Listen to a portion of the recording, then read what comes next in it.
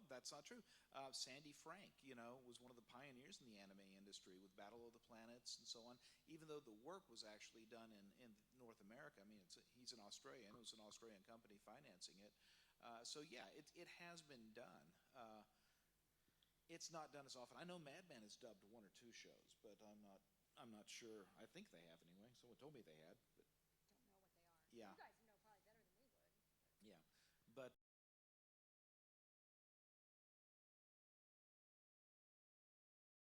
by default, the Hollywood movie is kind of the standard movie that everyone builds their industry around. So everyone accepts that North American accent as kind of the standard English accent. So you're better off dubbing it in North America, even if your company is based in the UK, like some of the early manga entertainment dubs were done in the UK, but using American actors.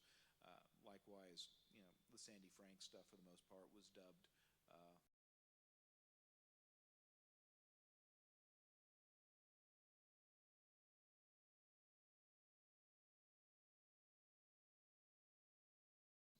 uh, whereas the kind of the same thing happens when you license a title for release in Spanish.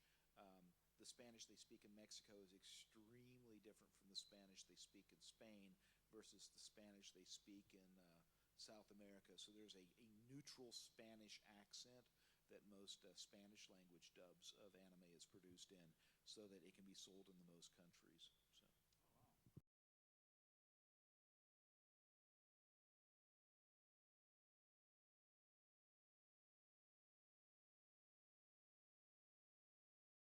Of the Canadian dub, and it's like I don't know why there's two dubs of this show. It's yeah, this is for Canada and the UK and Holland or something, but not America. What? Well, my understanding on that was that when they originally did Dragon Ball, they were using Ocean up in Canada to do the dubbing, but it was being done with the idea it was going to go on television. They were taming a lot of stuff down and changing stuff to make it more acceptable for television. And then about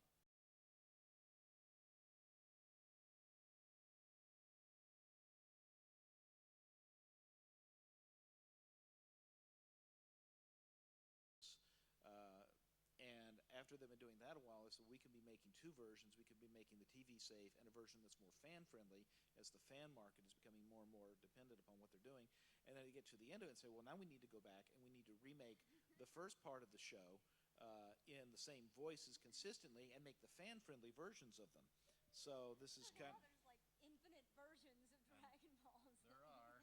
yeah. And then So then many of course of the those. Japanese are like, well, we want to recycle as much of this as we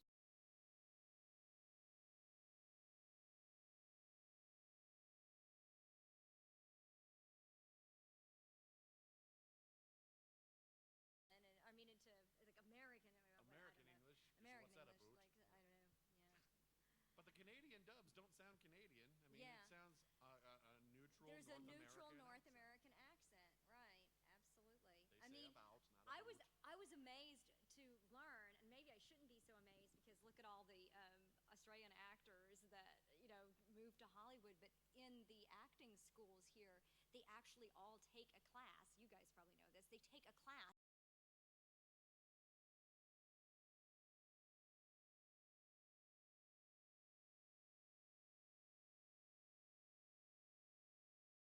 work in Hollywood movies. I'm used to hearing Hugh Jackman talk American, so it Yeah, weirds me out hearing I him know. talk It's his like you native get it. It's language. like Hugh Jackman or Or accent. It's like half the leads on television, U.S. TV series, are British or Yeah. yeah. Australian these days, and you hear them talking in interviews like, "What?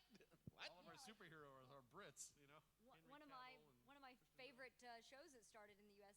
Within the last couple of years, Hawaii Five O. Do they play Hawaii Five O down here? Like the lead actor, he's Australian.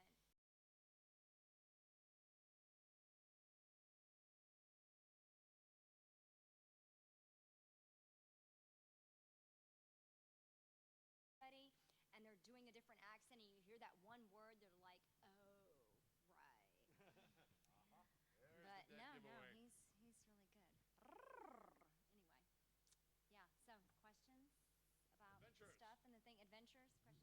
about the adventures. Studiopolis, which Viz hires.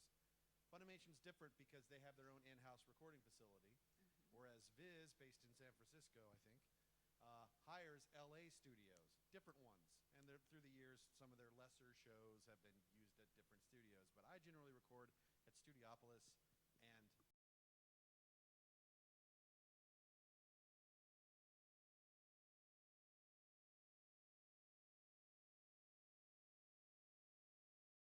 although it seemed like Funimation was a little more progressive in the let's save trees thing, so they have two monitors in the booth, one for Right. video, one for your script. Oh, they don't still really use paper scripts in LA, do they? For the most part, no. They've Oh. finally That's switched so like over. 1999. I know. I know. Well, that was one of the things that early on is when we were looking around at studios, we're like, you guys, why are you doing the things the way you are doing them? And the answer is because this is how they've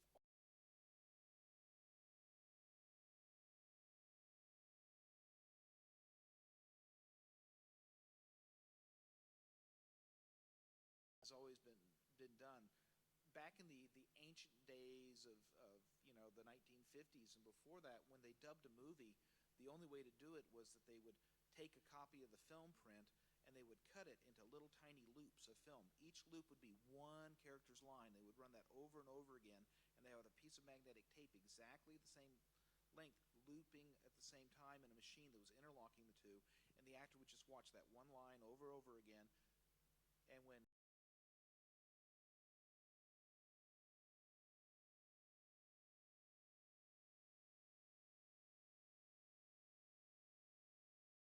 sound that you always hear in a lot of the behind the scene films is the beep beep beep, is so that the loop is getting ready to start again. The loop is getting ready to start again. One beep beep beep, and on the fourth the loop starts again. Oh, now we go again. That's why that's there. And when everything started moving to digital, a lot of us who were newer in the industry were, well, why would anyone want to keep using those beep beep beeps? Because that's for syncing two pieces of video, a piece of video and a piece of audio, and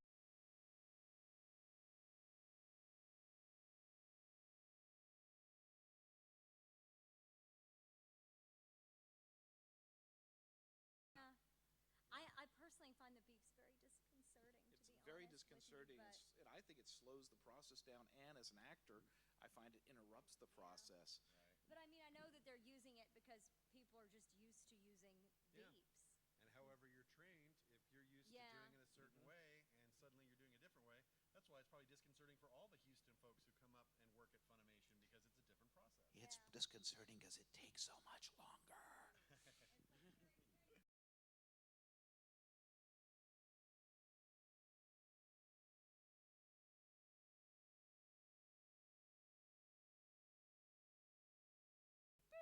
Like the third one is a different sounding beep. It's like, what the hell? And then Oh, that that just throws you totally, yes, that threw me off. It's like, why does the third beep sound different?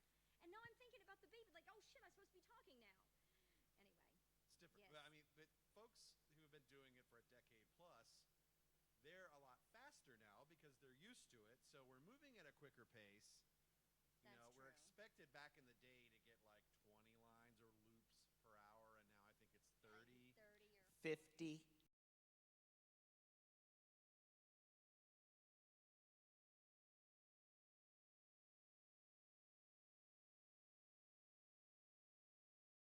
And what we do, we have what we call the chase system. We don't have the beeps. We just keep the video running, and a lot of the actors just keep flying out lines, and they've done it so long, it's like bam, bam, bam, bam, bam, well, bam, bam. and I will say, and also with when I've recorded with Funimation, that is something that they'll do as well. Is that you don't have to do it because in the old days it used to be just like you would record just one line, just one line.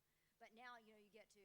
I mean, is that something at, like at Bang Zoom and Studiopolis as well that you can do more than one line at a time? Or? Maybe. Yeah. Yeah.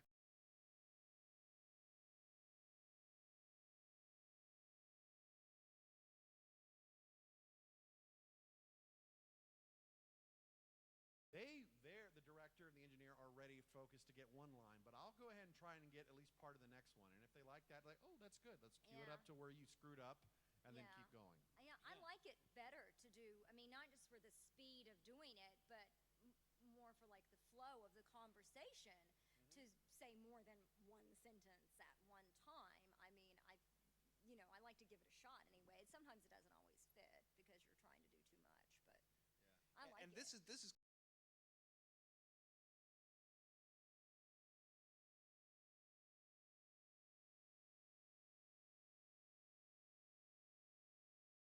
dream Hollywood studios. I still remember the first time I worked on a project interfacing with a Hollywood studio.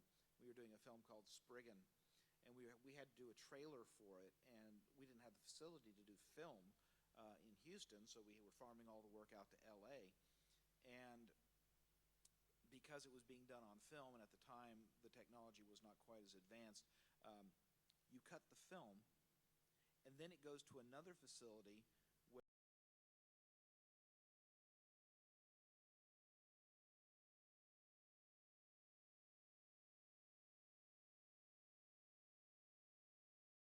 in this process to do something that realistically on video you go and do it about 15 seconds using a video editing program. In film, it was taking forever. But I remember that we were working on this, and we needed to have titles added, and the titles were going to be added by Pacific Title, which used to do the titles for everything. And we were calling the negative cutter and say, "Well, have you cut those titles?" She said, "No, they keep. I keep sending someone over to get them, and they're never."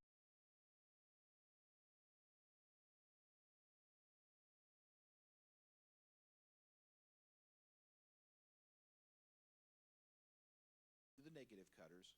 Okay, and this has been going on for like 2 days. They've been going with this back and forth. Said, "Tell you what, tell us where the studio the title company is. We'll just go over and get it, and we'll speed this up ourselves." And I said, "Well, okay." And they told us, and we walked out. We got to the car, and we looked at the map.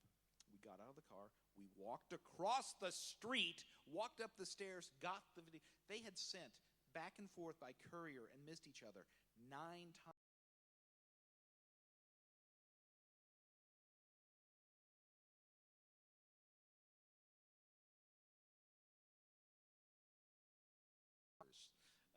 And it's like, there's no way that film really cost that, but it's all this ridiculous wastage going back and forth. And the anime companies, we don't have that kind of money. We do not spend that, and so there's a lot more efficiency at the low end of the spectrum where you can knock out a movie, uh, you know, for very little, and then you turn around and you look at the Hollywood system, and it's like, I mean, Disney stopped making cell animated films for a while because they weren't making any profit. It's like, well, gee, Treasure Planet cost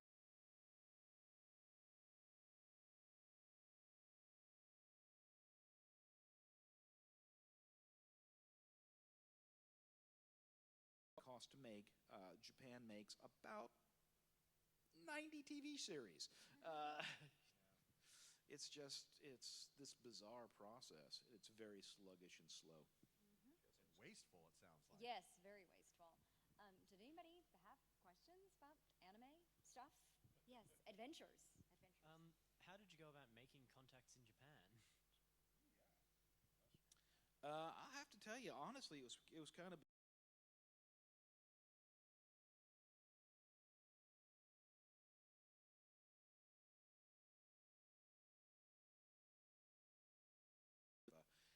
anime fandom. She's talking about a time that's more than 30 years ago.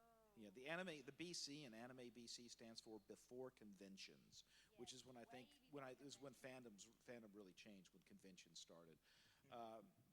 But I've been fascinated by the stuff that was going on in Japan for years, and watching the stuff in the raw Japanese, thanks to some friends I had who were, you know, had contacts within Japan and some pen pals and.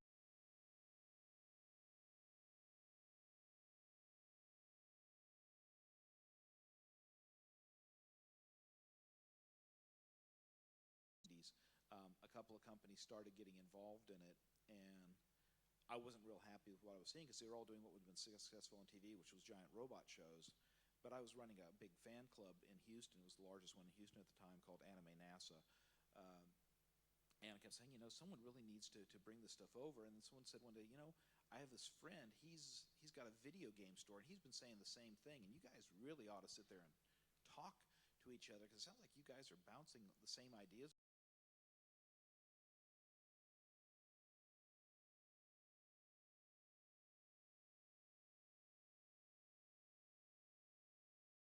Talked, and we talked, and we talked, And 7 days later, we had a company up and running and had licensed our first title.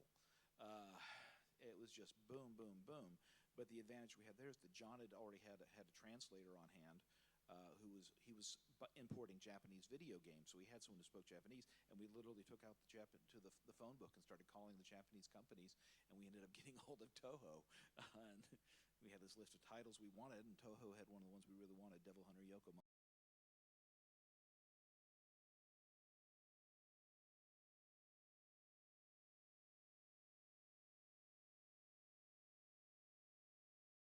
Here is your registration number, and here's the serial number on the Laserdisc. It's put out on Toho Laserdisc. You do own it.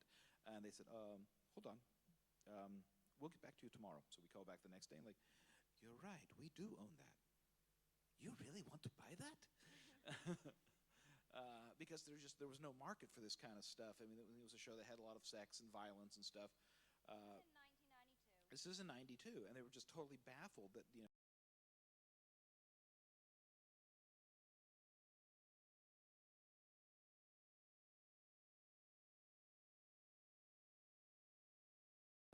at that time, they had no clue that there was any market for this stuff, for the OVAs and so on. You know, they knew a TV series that had a lot of robots and stuff might sell in the U.S. if they got recut up, like Voltron did, but they really had no idea there was a home video market for it. So we just got in on the ground floor. But that's how we did it, and I know Funimation is pretty much the same way. The founder of Funimation's college roommate was a huge anime fan, and he had come into a large sum of money.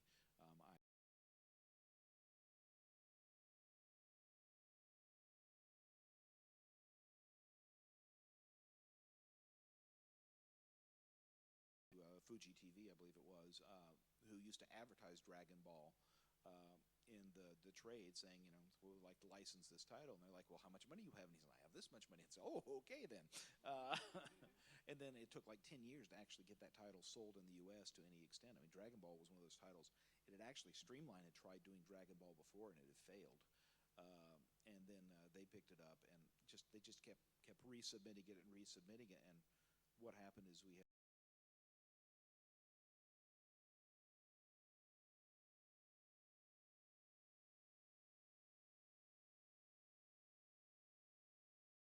at that point.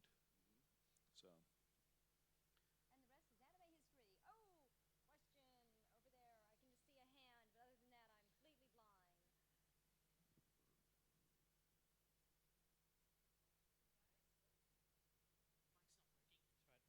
Is it? Oh, there we go. Question for all of you: have you ever dressed up as the characters you voiced, or if you ever had a chance to cosplay?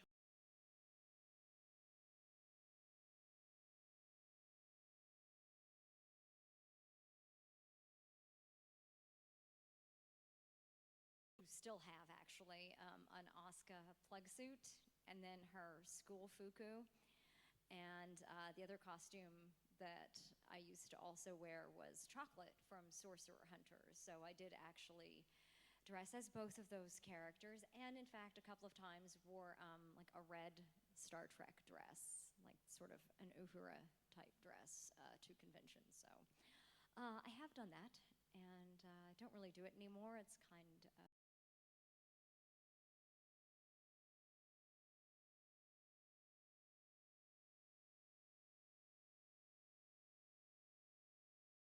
convention. I know you. Not really fully, but a fan made a Ox King helmet from Dragon Ball, and I wore that. It's like I kind of look like him if I put glasses on, especially. They're like, "Ooh boy!" But I don't normally go out of my way to dress up because I don't want to sweat all day, and it is cumbersome to pack a costume and all that. But hats off to you guys who dress up and go through all the drama and the wardrobe malfunction.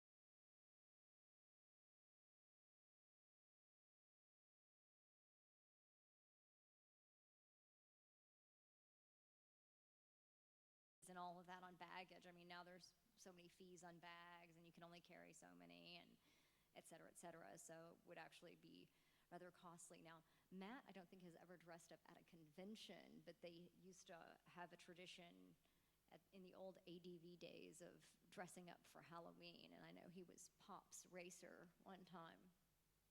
From Speed Racer? Yeah? Okay. Anybody? Anybody? Yeah. I also have a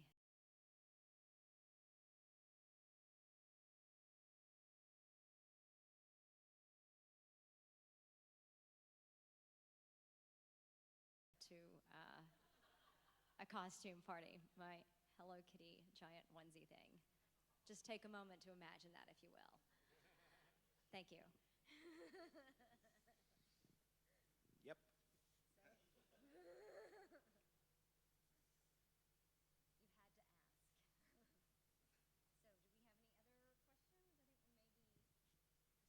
be just about out of time, despite the fact that we started half an hour late.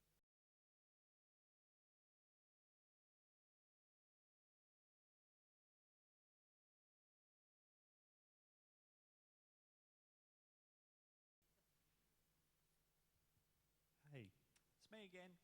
I was just curious, is there anything done differently if anime is released in HD, like for recording purposes? Do you have to change it around or anything like that? Honestly, if the show is actually a new show and it's being made in HD from the beginning, no, there's no real big difference. Where we do run into situations is when it's an older show that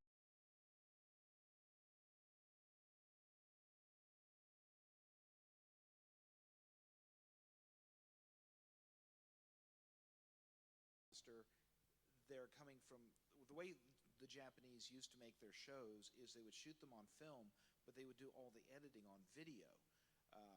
It's very rare for them to actually edit on film. Evangelion was an example, one of the few ones that was edited on film. And if you remember the original Evas, every time it came to a scene transition, there'd be a little bump. And that's because it was actually edited with pieces of tape holding the film together. And every time that tape hit the film gate, it would bump a little.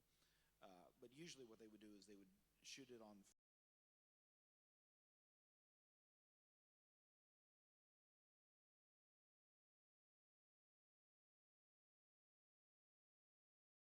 but when they do that, quite often they don't match exactly the edits that are in the old version.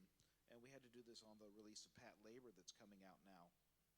Is that we're using the dub that was originally done by Central Park Media, but we're finding in quite a few places that the footage doesn't exactly match, but we've got a pre-mixed audio track, so we're having to do a lot of tricks in post-production to try and make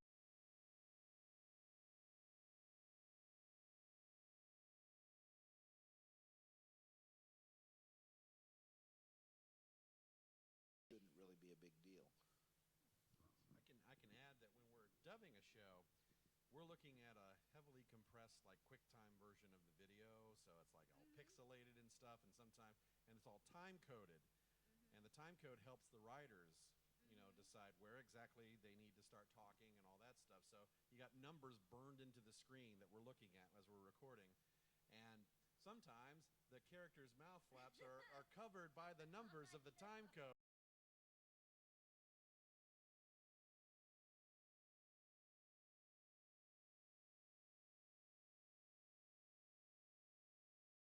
Blu-ray and looks so pristine and clear, and we're hoping to God that our dub was right and accurate. Had little teeny micro flippy flaps and Yeah, that's not an issue we've ever had, but we have our video, the master video is what we're syncing to, and that's because they're using a lot of external studios and so on. They're not going to have the high definition video running at the same time. And our system, and I think Funny's current system, I'm not really sure what they're doing these days, but the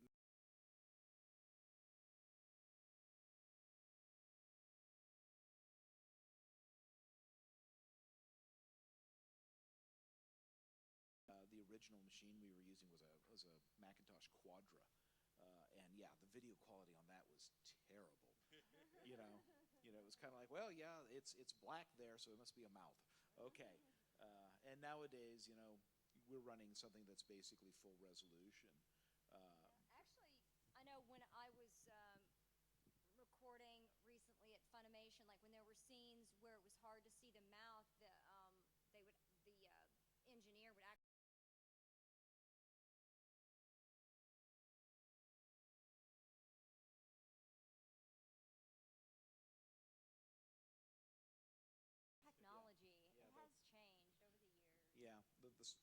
the biggest thing that's changed is the quality of the post-production audio software.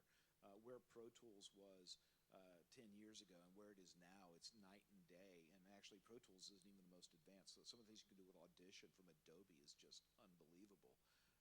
It's just, and every year it gets better and better. So every year you've got that. So you go back and look at the old stuff and, oh man, it took us forever to do that. And now it's like, beep. One of the big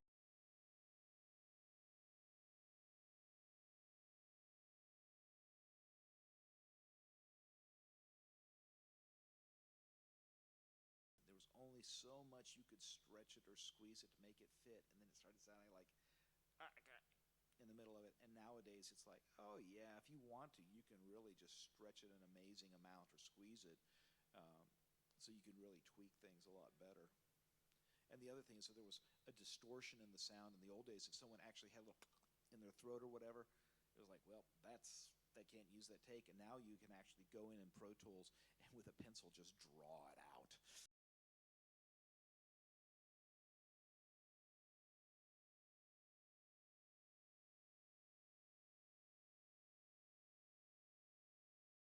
Where we used to do 20 cues and now it's 30 or 40 or whatever, is there's a lot of stuff that they can fix and that they can fix easily.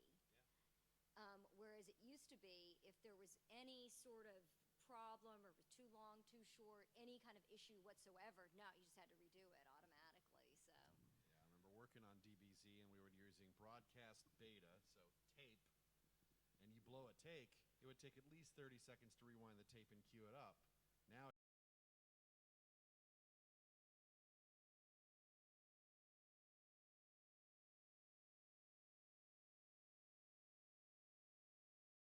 started after us, but they were still using that old thing because that's what that's in used in Canada. yeah, And it was like, oh, well, that's how it's done. And then it was like the people who'd worked at those studios, like, well, down there they're doing this, and it's like, oh, you don't have to rewind. No, you don't. It's all there. It's the technology, and I think that's the big thing is you have to have people who are geeks in the technology end who are always keeping up to date on what you can do, as well as people who are on the artistic end. It's kind of this bounce, and I think that in a lot of studios they kind of, well, this is the tech we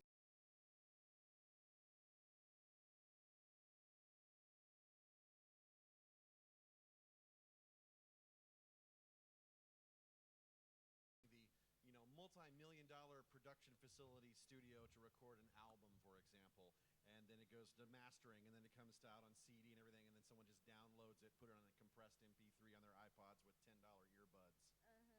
Wah, Yeah, wah, I wah, know. wah. It's like, why do they go through all this trouble yeah, to make it sound or exactly. look good? Well, that's the old Motown thing. Is Motown, they used to test their albums. Every time they had a new album, they would play it on a transistor radio inside a coffee can. And so if it sounded good,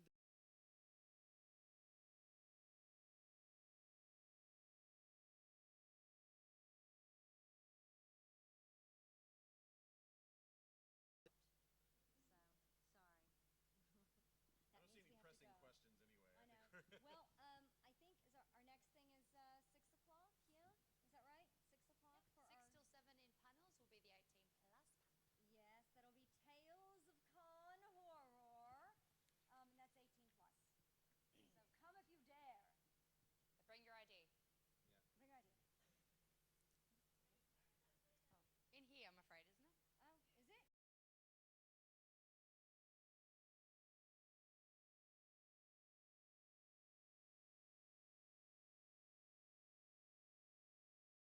I was going to say, I thought panels was way too small for Tales of Con Horror.